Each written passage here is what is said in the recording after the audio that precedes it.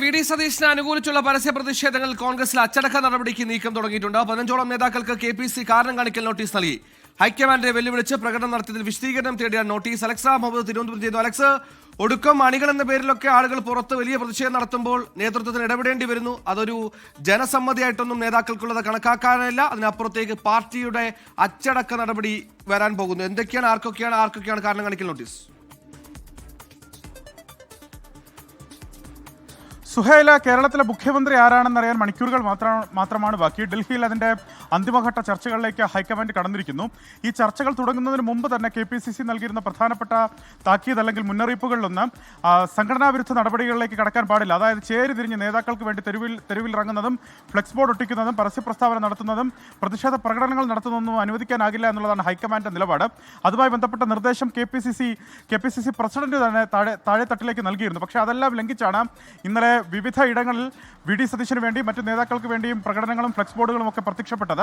ഇന്നലെ വൈകുന്നേരം തിരുവനന്തപുരത്ത് നടന്ന പ്രകടനം, അതായത് വി ഡി സതീശനുള്ള കൂട്ടായ്മയായിരുന്നു ഒരു ശക്തി പ്രകടനമായി മാറിയത്. അതിൽ നിരവധിയായി പ്രവർത്തകർ പങ്കെടുത്തിട്ടുണ്ട്. നിരവധി കോൺഗ്രസ് നേതാക്കളാണ് അതിന് നേതൃത്വം നൽകിയത്.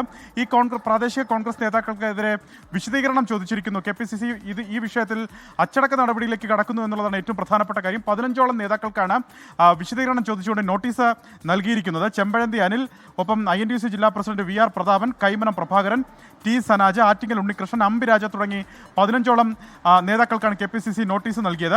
ഇതിൽ പ്രധാനപ്പെട്ട കാര്യം നോട്ടീസിൽ പറയുന്നത് KPCC വിലക്ക് ലംഘിച്ച് ഹൈക്കമാൻഡിനെ വെല്ലുവിളിച്ച് പ്രകടനം നടത്തിയത് എന്ത് കാരണത്താലാണെന്ന് വിശദീകരിക്കണം.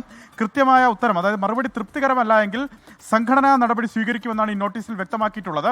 ഇതിലേറ്റവും പ്രധാനപ്പെട്ട കാര്യം, ഈ ചർച്ചകൾ പുരോഗമിക്കുമ്പോൾ ഹൈക്കമാൻഡിന് വിരുദ്ധമായി പ്രവർത്തിക്കുന്ന പക്ഷമാണ് സംസ്ഥാനത്തെ വി ഡി സതീശൻ പക്ഷമെന്ന് സ്ഥാപിക്കാൻ ഒരുപക്ഷെ ഈ നടപടികൾ കൊണ്ട് സാധിച്ചേക്കാം. അങ്ങനെയെങ്കിൽ ഇത് വി ഡി സതീശന് പ്രതികൂലമായി ബാധിക്കാനുള്ള സാധ്യത നിലനിൽക്കുന്നുണ്ട്. മറ്റിടങ്ങളിൽ നടന്ന സമാനമായ പ്രകടനങ്ങളിലും അനുകൂല പ്രതിഷേധ പരിപാടികളിലും അനുകൂല പ്രകടനങ്ങളിലുമൊക്കെ സമാനമായ അച്ചടക്ക നടപടി വരാനുള്ള സാധ്യത നിലനിൽക്കുന്നത്. സുഹൈൽ,